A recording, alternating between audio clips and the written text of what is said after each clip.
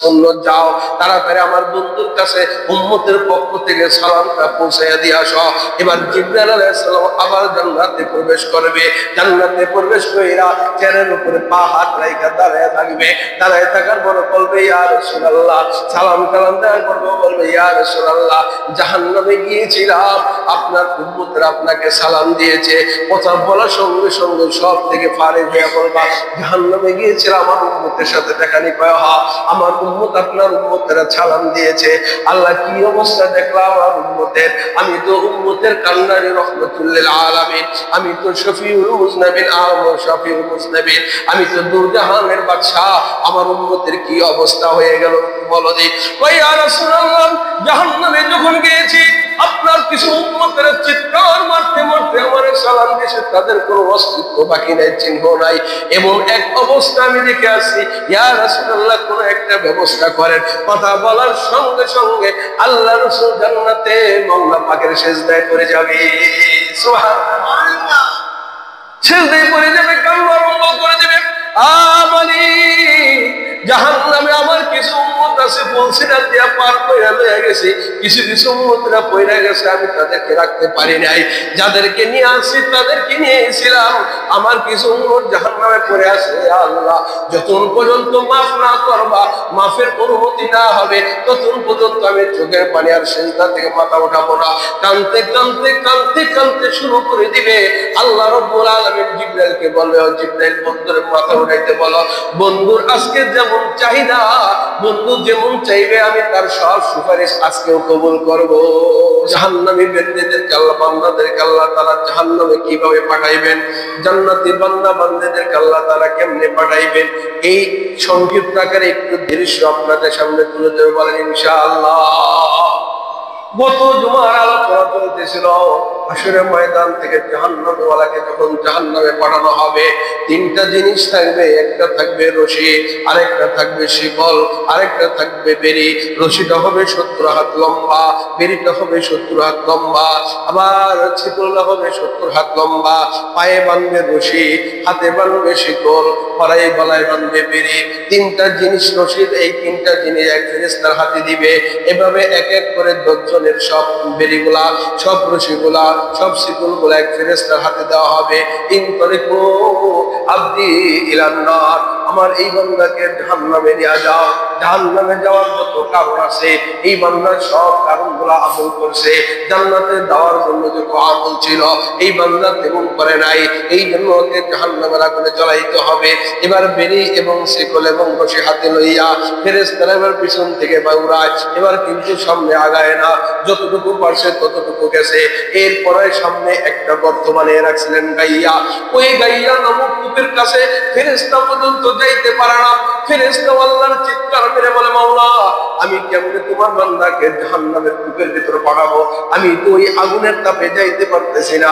এবার আল্লাহ তাআলা বলবেন, ফেরেশতা এক এক উবুত করে সব, এবার গেড়ি ধরো আর পাছা ধরো, দুইজনে হাত কইরা তাকে ওই গাইয়া নামক কূপের ভিতরে পাঠাইয়া দাও।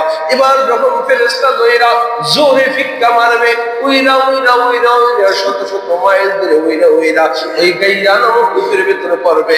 রাসূল বলেন, এই কূপটা হলো এত লম্বা, এত বড়, এত লম্বা, পুরা আগুনে ভরা থাকবে।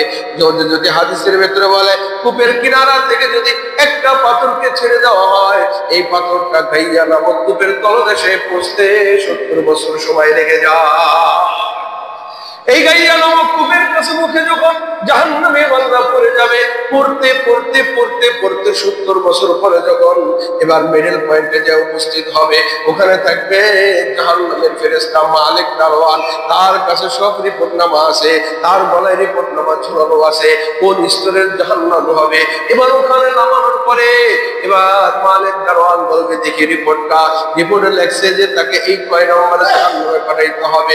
60টা জাহান্নামের দরজা, ওই ওখান থেকে পড়ার পরে সব দরজার প্রোগ্রাম থাকবে ওখানে, ওখানে হইল মূল সেক্টর।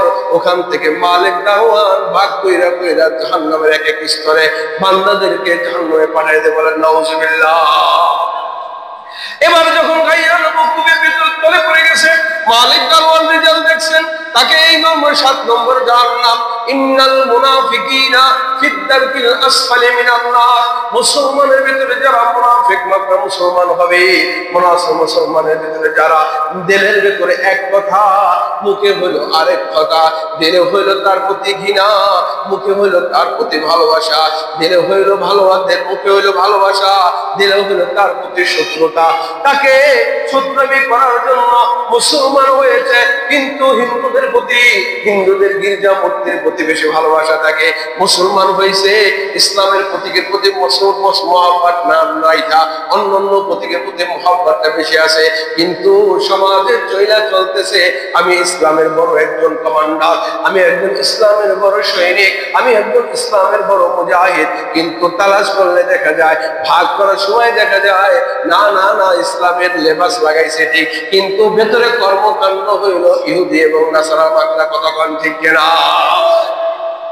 আল্লাহ তাআলা বলবেন, এবার মালিক যেমন দেখবে মুসলমানের গাড়ির ভিতরে গলার ভিতরে লেখা আছে এটা 7 নম্বর জাহান্নাম। 7 নম্বর জাহান্নামে কারা যাবে এটাও দৃষ্টি দেওয়া আছে, ইন্নাল মুনাফিকিনা ফিদ দারকিল আসফালি মিনান নার।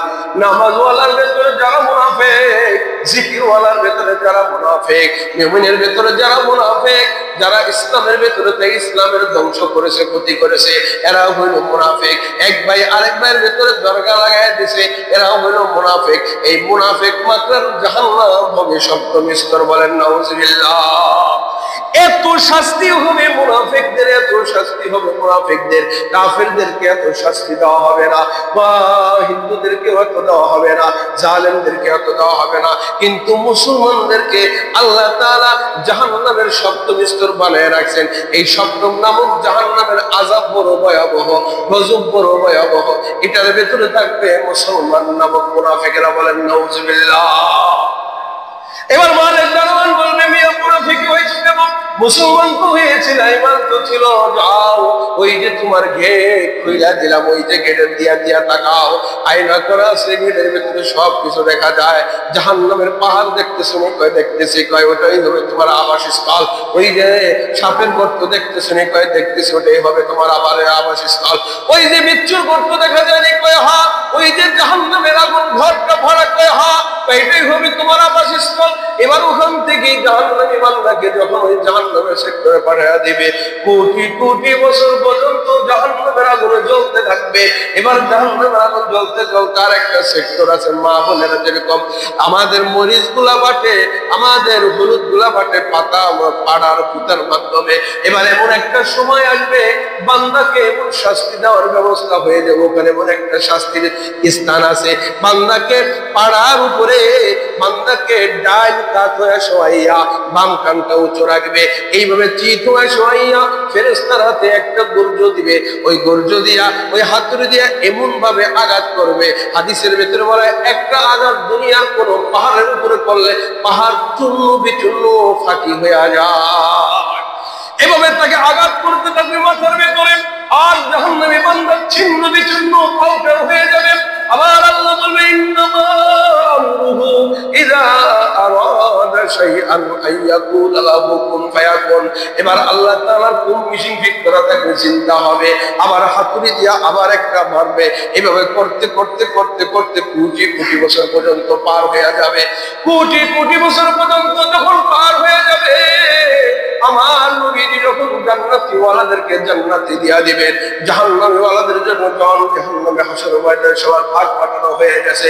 জান্নাতের ভেতরে আমার নবীজি সাহাবায়ে কেরাম মুমিন বান্দা বান্দীদেরকে পয়গম্বরদেরকে নিয়ে মজলিস করে, এক একজনদেরকে নিয়ে আলোচনা করে, তার কামরাটা কেমন, তার মজলিসটা কেমন, এক একজনের সাথে পরামর্শ চলতেছে, এক একজনকে জায়গা বুঝাইয়া দিতেছে। আল্লাহ তাআলা জিবরাইল আলাইহিস সালামকে বলবে, ও জিবরাইল যাও, আমার যে জান্নাত বানাইছি ওই জান্নাতের ভিতরে মুহাম্মদুর রাসূলুল্লাহর উম্মতেরা কি অবস্থায় আছে দেখা আসো। সুবহানাল্লাহ। জান্নাতে আমার বন্ধু মুহাম্মদের উম্মতেরা কি নিয়ামত দিয়েছি, তারা কি খুশি না কেমন আছে, আমার বন্ধুর কাছে যাইয়া তাদের একটা রেজাল্ট নিয়ে আসবে। এবার জিবরাইল আলাইহিস সালাম জান্নাতে আসবে, জান্নাতে আইসা ইয়া রাসূলুল্লাহর পাশে দাঁড়ায় থাকবে। কিন্তু আল্লাহ রাসূল এত ব্যস্ত সাহাবায়ে কেরামদেরকে নিয়ে, আহলুল্লাহদেরকে নিয়ে, জান্নাতি ওয়ালাদেরকে নিয়ে এক একজনকে এক একটা জিনিস বুঝাই দিতেছে, এক একটা পরামর্শ দিতেছে। এক একজন নবীজিকে পাইয়া মনের কথাগুলো খুব সুন্দর করে বলতে আরম্ভ করে দিয়েছে। জিবরাইল অনেকক্ষণ দাঁড়ানোর পরে এবার আমার জিবরাইল আল্লাহর কাছে চলে যাবে। আল্লাহ কি খবর জিবরাইল, কেমন দেখলা? কইয়া আল্লাহ তাআলা আপনার বন্ধু মুহাম্মদ রাসূলুল্লাহ এত জান্নাতে যে ব্যস্ত হয়ে গেছে, উম্মতদেরকে জান্নাতি দেখা এত খুশি হয়ে গেছে, তাদেরকে নিয়ে আমার সাথে কথা বলার মতো সময় আপনার বন্ধুর নাই। সুবহানাল্লাহ। ও আপনার বন্ধু উম্মত পাইয়া এত মুহাব্বত, এত আনন্দ, এত খুশি যে জিবরাইলের জন্য মুহাম্মদ রাসূলুল্লাহ অপেক্ষা করতেন। অনেক কথোপকথন দুনিয়ার ভিতরে বলতে আজকে জিবরাইলের দিকে তাকানোর সময় নাই। ইয়া আল্লাহ তাআলা, আল্লাহ ইয়া আল্লাহ আপনার বন্ধু আপনার উম্মতদেরকে খুব আনন্দের ভিতরে আছে ভাই। এবার তাহলে জাহান্নামের ভিতরে এবার যাও, জাহান্নামের ভিতরে যাওয়া হবে। জাহান্নামে যায় দেখবে, জাহান্নামে যখন যাওয়া আরম্ভ করে দিবেন, যখন জাহান্নামে যাওয়ার জন্য পারমিশন হয়ে যাবে, ওখান থেকে একটা রেজাল্ট জাহান্নামের ভিতরে চলে আসবে। জিবরাইল আলাইহিস সালাতু ওয়াস সালাম কিছুক্ষণের ভিতরে জাহান্নামে প্রবেশ করবে, উম্মতে মুহাম্মাদীকে দেখার জন্য প্রবেশ করবে। এই এলাওয়াজটা জাহান্নামের ভিতরে যখন ঘোষণা হয়ে যাবে, সবাই সবার কাজ ছাইরা দিবে, সবাই সবার জাহান্নামের যে ডিউটি আছে ছেড়ে দিয়া তারা কাটা বন্দী হইয়া জিবরাইল আলাইহিস সালামের জন্য ইস্তেকবালে দাঁড়ায়া যাবে। সুবহানাল্লাহ। যে জিবরাইল হলো সমস্ত ফেরেশতাদের লিডার, আমাদের লিডার আসতেছে, এবার সবাই দাঁড়াবে। এবার জাহান্নামী ওয়ালারা বলবে, ও ফেরেশতারা, ও ফেরেশতারা তোমরা কেন বাড়ি থেকে আযাব থেকে আমাদেরকে একটু মুক্তি দিয়া, একটু আস্থা দিয়া তোমরা কেন দাঁড়ায় রইলে, আমাদের কেন শাস্তি দাও না? ভাই আমাদের লিডার আসতেছে জিবরাইল আলাইহিস সালাম। তখন জাহান্নামী বান্দারা বলবে, হ্যাঁ এটা কি ওই জিবরাইল নি? এটা কি ওই জিবরাইল নি? আমার বন্ধু আমাদের নবীর কাছে যে জিবরাইল আসা যাওয়া করত, আমার নবীর কাছে যে বার্তা বাহক, যে আল্লাহর কাছ থেকে ওহি আনতে, এটা কি সেই জিবরাইল নি? ভাই তাহলে আমাদেরকে একটু সুযোগ করে দেন একটু কথা বলার জন্য। ফেরেশতারা এবার দাঁড়িয়ে রয়েছে লাইন ধইরা। জিবরাইল আলাইহিস সালাম জাহান্নামে প্রবেশ করতেছে, সমস্ত ফেরেশতারা এবার কাতারবদ্ধ হয়ে দাঁড়ালো। জিবরাইল আলাইহিস সালাম যখন জাহান্নামে প্রবেশ করছেন, এবার জাহান্নামের কিছু কয়লাওয়ালা বান্দারা হাত নাই, চোখ নাই, পা নাই, কান নাই, সব পুরিরা সারখার হয়ে গেছে। এরা রূহটা পর্যন্ত বেঁচে আছে। ওই রূহ লইয়া জিন্ন শিন্ন শরীর নিয়া, পোড়া মাথা শরীর নিয়া জিবরাইল আলাইহিস সালামকে সালাম দিবে, আসসালামু আলাইকা ইয়া, আসসালামু আলাইকা ইয়া জিবরাইল, ও জিবরাইল তোমার সালাম। সুবহানাল্লাহ। জাহান্নামী বান্দারা কি করবে? জিবরাইলের কাছে এসে কি করবে? সালাম দিবে। এবারে বলবে, কি ব্যাপার তোমাদের এই অবস্থা কেন? তোমরা কোন নবীর উম্মত? মুহাম্মদ রাসূলুল্লাহ। চেনা যায় না? দেখা ইয়া জিবরাইল। পড়তে পড়তে পড়তে পড়তে কোটি কোটি বছর পর্যন্ত এখন আমাদেরকে আর চেনা যায় না, আমরা বরং কয়লা হয়ে গেছি। ও জিবরাইল, তোমার তো মুহাম্মদ রাসূলুল্লাহর কাছে যাওয়া আসা আছে, এরপরে কি যাওয়া হবে? কয় হ্যাঁ। কয় তাহলে আমাদের পক্ষ থেকে আমাদের নবীকে একটা সালাম দিও, যে আমরা অনেক কষ্টে আছি, মুসিবতে আছে, বিপদে আছে, জাহান্নামের আগুনে জ্বলতে আছি, আমরা হাতুড়ে আঘাত পাইতেছি, একটু সালামটা দিয়ে দিও। ভাই ঠিক আছে, তোমাদের পক্ষ হইয়া সালাম দিয়ে দিব। এবার যখন ওই আওয়াজ নিয়ে আল্লাহ তাআলার কাছে জিবরাইল আলাইহিস সালাম উপস্থিত হয়ে যাবে, জিবরাইল আলাইহিস সালাম উপস্থিত হয়ে বলবে, আল্লাহ তাআলা জিজ্ঞেস করো, জিবরাইল কেমন দেখলা? এবার জিবরাইল আলাইহিস সালাম কথা বলতে পারে না। এবার বলে, বলো কি অবস্থা দেখলা? আল্লাহ সব জানে। ভাই আল্লাহ যেমন এমন অবস্থা দেখে আসছে, তাদের চেহারা চেনা যায় না, তাদের হাত পাও চেনা যায় না, কেউ কয়লা হয়ে গেছে, জীর্ণ শীর্ণ হয়ে গেছে। পড়তে পড়তে পড়তে পড়তে তাদের কোনো অস্তিত্ব আর বাকি নাই, রূহটা পর্যন্ত বেঁচে আছে। আমাকে সালাম দিছে আর বলছে আল্লাহ রাসূলের কাছে তাদের পক্ষ থেকে সালামটা পৌঁছানো। রব্বুল আলামিন বলবে, জিবরাইল একজনের সালাম দিলে আরেকজনের সালাম পৌঁছাইয়া দেওয়া সুন্নাত, যাও তাড়াতাড়ি আমার বন্ধুর কাছে উম্মতের পক্ষ থেকে সালামটা পৌঁছাইয়া দিয়ে আসো। এবার জিবরাইল আলাইহিস সালাম আবার জান্নাতে প্রবেশ করবে। জান্নাতে প্রবেশ কইরা চেয়ারের উপরে পা হাত রাইখা দাঁড়ায় থাকবে। দাঁড়ায় থাকার পর বলবে, ইয়া রাসূলুল্লাহ, সালাম কালাম দেওয়ার পর বলবে, ইয়া রাসূলুল্লাহ, জাহান্নামে গিয়েছিলাম, আপনার উম্মতরা আপনাকে সালাম দিয়েছে। কথা বলার সঙ্গে সঙ্গে সব থেকে ফারেক হয়ে বলবা, জাহান্নামে গিয়েছি গিয়েছিল আমার উম্মতের সাথে দেখা নি পায়, আমার উম্মত আপনার উম্মতেরা সালাম দিয়েছে। আল্লাহ কি অবস্থা দেখলাম আমার উম্মতের, আমি তো উম্মতের কান্নারি রহমতুল্লিল আলামিন, আমি তো শফিউল মুজনাবিন, শফিউল মুজনাবিন, আমি তো দুরজাহানের বাদশা, আমার উম্মতের কি অবস্থা হয়ে গেল বলো দি। কই ইয়া রাসূলুল্লাহ, জাহান্নামে যখন গিয়েছি আপনার কিছু উম্মতেরা চিৎকার মারতে মারতে আমার সালাম দিয়েছে, তাদের কোনো অস্তিত্ব বাকি নাই, চিহ্ন নাই। এমন এক অবস্থা আমি দেখে আসছি। ইয়া রাসূলুল্লাহ, কোন একটা ব্যবস্থা করেন। কথা বলার সঙ্গে সঙ্গে আল্লাহ রাসূল জান্নাতে মওলা পাকের সিজদায় পড়ে যাবে। সুবহানাল্লাহ, সিজদায় পড়ে যাবে, কান্না আরম্ভ করে দেবে। জাহান্নামে আমার কিছু উম্মত আছে ফুলসিরাত দিয়া পার কইরা লয়ে গেছে, কিছু কিছু উম্মতরা পইরা গেছে, আমি তাদেরকে রাখতে পারি নাই। যাদেরকে নিয়ে আসি তাদেরকে নিয়ে এসেছিলাম, আমার কিছু উম্মত জাহান্নামে পড়ে আছে। আল্লাহ, যতক্ষণ পর্যন্ত মাফ না করবা, মাফের অনুমতি না হবে, ততক্ষণ পর্যন্ত আমি চোখের পানি আর সিজদা থেকে মাথা উঠাবো না। কাঁদতে কাঁদতে কাঁদতে কাঁদতে শুরু করে দিবে। আল্লাহ রাব্বুল আলামিন জিবরাইলকে বলে, জিবরাইল বন্ধুর মাথা উঠাইতে বলো, বন্ধুর আজকে যেমন চাহিদা, বন্ধু যেমন চাইবে আমি তার সব সুপারিশ আজকেও কবুল করবো। সুবহানাল্লাহ, বন্ধুর মুখে আমি হাসিটা দেখতে চাই। এবার জিবরাইল আলাইহিস সালাম বলে, ইয়া রাসূলুল্লাহ, মাথা ওঠান, আপনার সব সুপারিশ কবুল করা হবে, আপনার সব দোয়া কবুল করা হবে। এবার আমাকে জাহান্নামে নিয়ে যাইতে হবে।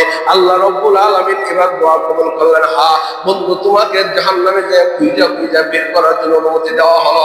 এবার যখন নবীজি রওনা করে দিবেন জাহান্নামের ভেতর উম্মতদেরকে বাছাই করে বের করে আনার জন্য, 1,24,000 পয়গম্বর আমার নবীদের আশেপাশে আমার নবীদের সাথে গল্প সল্প করতেছিলেন, আমার নবীদের সাথে কথোপকথন বলতেছিলেন। আল্লাহর পক্ষ থেকে যখন ঘোষণা হবে, ইয়া রাসূলুল্লাহ, আপনি যান জাহান্নামে যাই আপনার উম্মতদেরকে তালাশ করে নিয়ে আসেন, 1,24,000 পয়গম্বর বলবে, ইয়া রাসূলুল্লাহ, আমাদেরকে নিয়ে যান, আমাদেরও কিছু উম্মত জাহান্নামের ভিতরে আছে। আল্লাহু আকবার বল।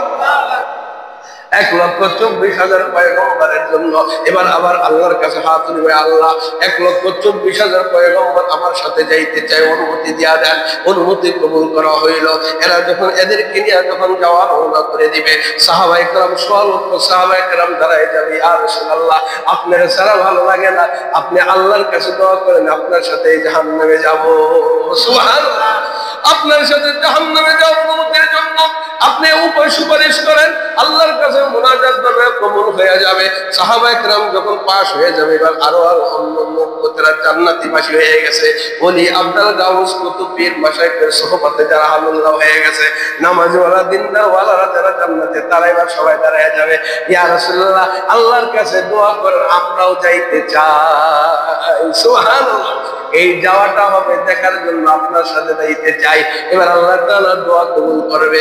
জান্নাতের ভিতরে মেরে মুহতারাম ভাই, জিবরাইল কথা বলার পরে আমার নবীজিকে যখন অনুমতি দেওয়া হলো, আমার আল্লাহ তাআলা যখন নবীকে অনুমতি দিল জাহান্নাম থেকে উম্মতদেরকে বাছাই করে নিয়ে আসো, এরপরে সমস্ত পয়গম্বররা যাওয়ার জন্য অনুমতি চাইল, সেটাও কবুল হয়ে গেল। সাহাবায়ে কেরাম অনুমতি চাইল, সেটাও কবুল হয়ে গেল। সমস্ত জান্নাতবাসীদেরকে নিয়ে আমার নবী জাহান্নামের ভিতরে যাইবেন উম্মতদেরকে বাছাই করার জন্য। বলেন সুবহানাল্লাহ। সব উম্মতরা যাইব কি নিয়া?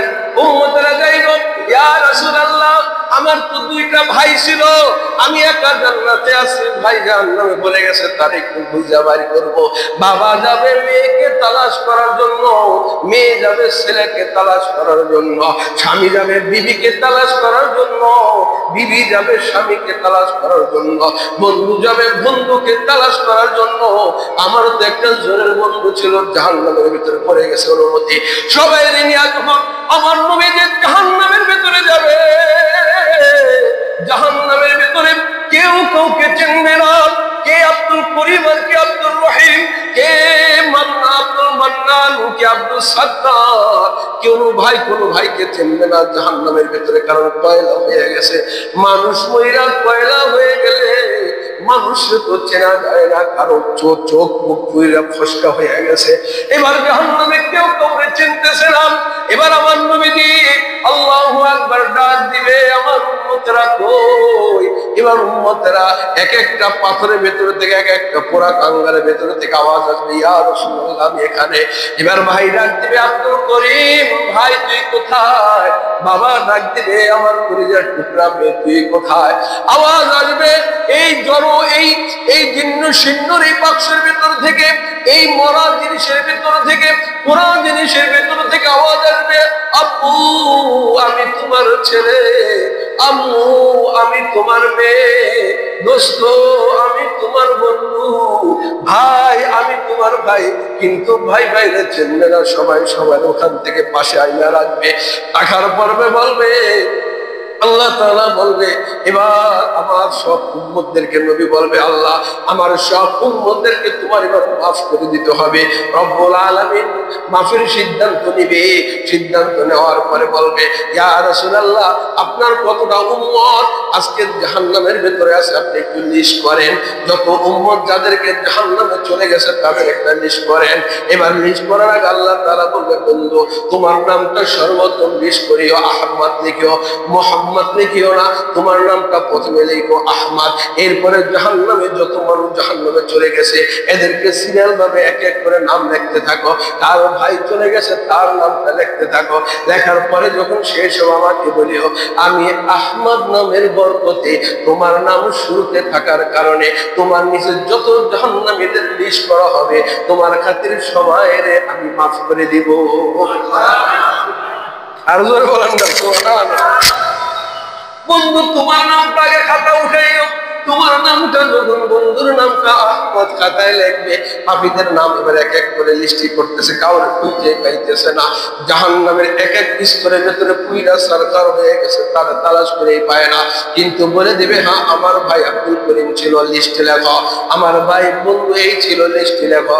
লিস্টি যখন লেখা হয়ে যাবে প্রথমে মোহাম্মদ আহমদের নাম লেখা থাকবে, মাওলার কাছে পেশ করবে। লিস্টি লিখতেছে, আল্লাহর কাছে এক এক করে যাইতেছে, লিস্টি সব লেখা শেষ। নবীজির মোহাম্মদ আহমদের নামের বরকতে আল্লাহ সমস্ত জাহান্নামীদেরকে মাফ করে জাহান্নাম থেকে মুক্তি করে বের করে দিবে। না সুবহানাল্লাহ হয়নি? আরো জোরে। এত বড় একটা জাহান্নাম থেকে আল্লাহ রাসূল মুক্তি করে নিতেছেন, সুবহানাল্লাহ। কত জোর আর কথা, সুবহানাল্লাহ। বের করার পরে জাহান্নামের সামনে তিনটা কূপ থাকবে, তিনটা কূপ থাকবে, কূপের ভেতরে পানি থাকবে। এবার জাহান্নামী থেকে বের করে নিয়েছেন, কিন্তু ভাইরে চেনে না, অঙ্গ নাই, পঙ্গ নাই, চোখ নাই, কানা হয়ে গেছে, কান নাই, মাথা নাই, মগজ নাই, কিন্তু রূহগুলা বেঁচে আছে, কয়লার মতো বেঁচে আছে। এবার প্রথম কূপের ভেতরে আল্লাহ তাআলা বলবেন সবাইকে, পূর্ব দিক থেকে কূপের ভেতরে নামো, পশ্চিম দিক থেকে কূপের ভেতরে দিয়া ওঠো। এবার সবাই পূর্ব দিক কূপের ভেতর থেকে, পুকুরের পূর্ব দিক থেকে নাইবা এক একজনে ডুবাইয়া ডুবে পশ্চিম দিকে উঠবে। পশ্চিম দিকে ওঠার সঙ্গে সঙ্গে যার হাত নাই হাত লাইগা যাবে, যার চোখ নাই চোখ ফিটিং হয়ে যাবে, যার চেহারা নাই চেহারা ফিটিং হয়ে যাবে। মোট কথা অল বডি যেখানে যতটা আগে ছিল সব তৈয়ার হয়ে যাবে। এবার এই কূপের থেকে দ্বিতীয় কূপে আল্লাহ রাসূল হুকুম দিবেন, দ্বিতীয় কূপের ভিতরে নামো, পূর্ব দিক থেকে ডুব দিয়া পশ্চিম দিক থেকে ওঠো। এবার পশ্চিম দিক থেকে যখন উঠবে, এতক্ষণ এই কূপের পানির সাথে ডুব দেওয়ার সঙ্গে সঙ্গে তাদের হাত পাও পয়েন্ট গুলা জোড়া লাগছে, কিন্তু পোড়ার দাগ রয়ে গেছে, ক্ষতর দাগ রয়ে গেছে, কিন্তু অঙ্গ প্রত্যঙ্গ গুলা জয়েন্টে জয়েন্টে লাগছে, কিন্তু তার মুখ যে চেহারা এগুলা ফেরত আসে নাই, চেহারাটা অন্ধকার হয়ে গেছে, সব কিছু ঠিক আছে।